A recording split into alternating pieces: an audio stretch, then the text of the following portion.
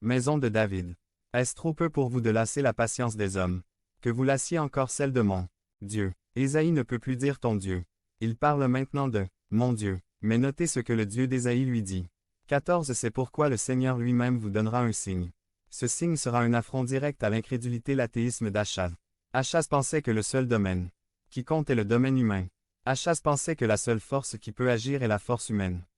Dieu dit, tu penses que la seule force qui peut agir est une force humaine. Je vais te donner un signe.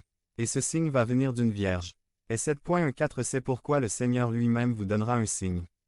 Voici, la Vierge. Voici, la Vierge. Tu as peur d'un roi à Damas, d'un autre à Samarie. Tu te tournes donc vers un troisième roi. Mais, moi je te dis, regarde la Vierge.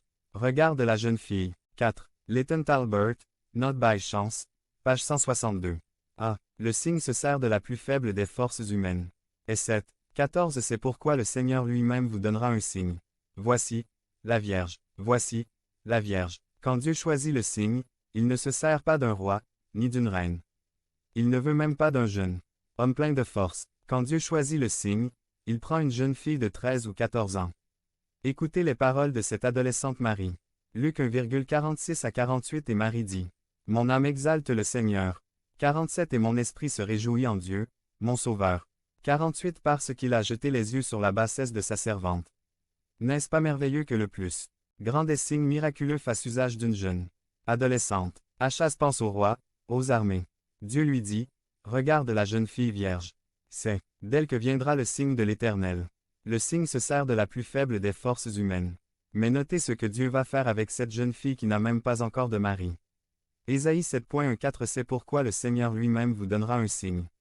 Voici, la Vierge deviendra enceinte, elle enfantera un fils, et elle lui donnera le nom d'Emmanuel. Et c'est ici où je vous invite à retrouver Matthieu 1,22 à 23. 22 Tout cela arriva afin que s'accomplisse ce que le Seigneur avait annoncé par le prophète. 23 Voici, la Vierge sera enceinte, elle enfantera un fils. Et on lui donnera le nom d'Emmanuel. Notez bien que Matthieu souligne la signification de ce nom, ce qui signifie Dieu avec nous. B. Le signe annonce l'arrivée de Dieu parmi les hommes. Le signe prend pour source la plus faible des forces humaines. Mais le signe nous apporte la plus grande des forces possibles. Dieu avec nous. Achaz voulait Tiglath-Pilésé, roi d'Assyrie avec nous. Ce fils sera Dieu avec nous.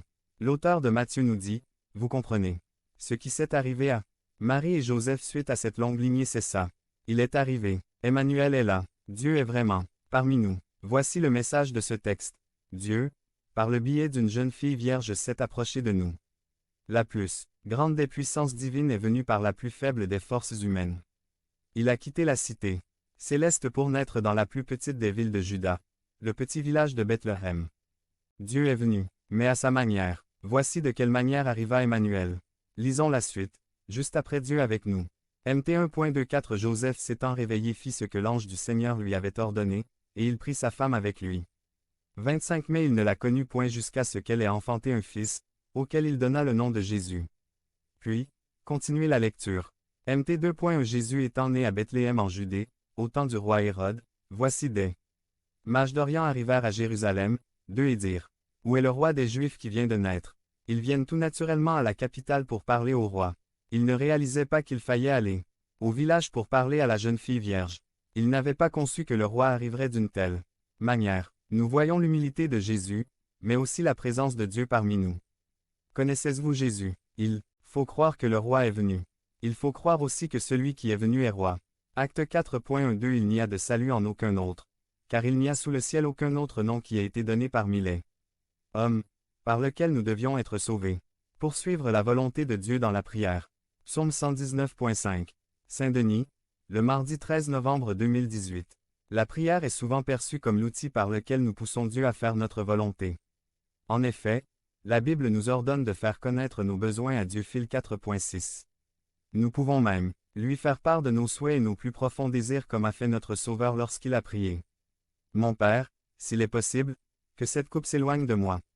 Mt 26.39. Ceci dit, il faut que nous réalisions que l'accès qui nous est donné dans la prière ne nous est pas donné pour agir comme un lobbyiste après d'un politicien. Le lobbyiste a des intérêts très spécifiques et il cherche à avoir accès aux hommes et femmes.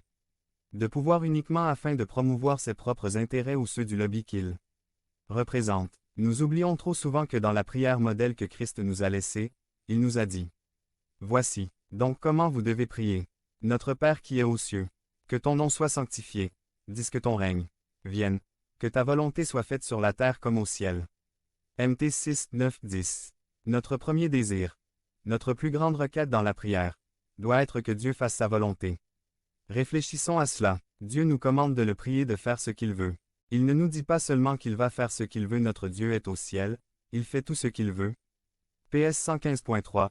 Il dit même qu'il a le droit de faire tout ce qu'il veut, personne ne peut s'opposer à ses interventions ou lui reprocher. Que fais-tu? Dan 4.32, BDS, LSG égale V. 35. Mais ce Dieu se croit tellement grand qu'il nous ordonne de le supplier à faire ce qu'il veut. Nous devons donc poursuivre la volonté de Dieu dans la prière. Je vais lire les premiers versets du psaume 119 dans la BFC. Vous allez noter que les 3 premiers versets sont des constats. Le psaume commence comme Jésus commence son sermon sur la montagne, avec des béatitudes. PS 119,1 à 5 Heureux ceux dont la conduite est irréprochable, qui règlent leur vie sur la loi du Seigneur. 2. Heureux ceux qui suivent ses ordres, et lui obéissent de tout leur cœur. 3. Ceux-là ne commettent aucun mal, mais ils vivent comme Dieu le demande. Maintenant au verset 4, il va s'adresser à Dieu. 4. Toi, Seigneur, tu as révélé tes exigences, pour qu'on les respecte avec soin. C'est la prière, mais pas encore une requête. Il parle à Dieu de la parole de Dieu et de la raison pour laquelle Dieu nous révèle sa parole. Toi, Seigneur, tu as révélé tes exigences, pour qu'on les respecte avec soin. 1. Quel est le grand sujet de ce psaume? La parole de Dieu. Nous pouvons dire que ce sont des paroles d'un homme concernant les paroles de Dieu. À partir du verset 4, ce sera toujours tes exigences, tes commandements, tes instructions, ta volonté.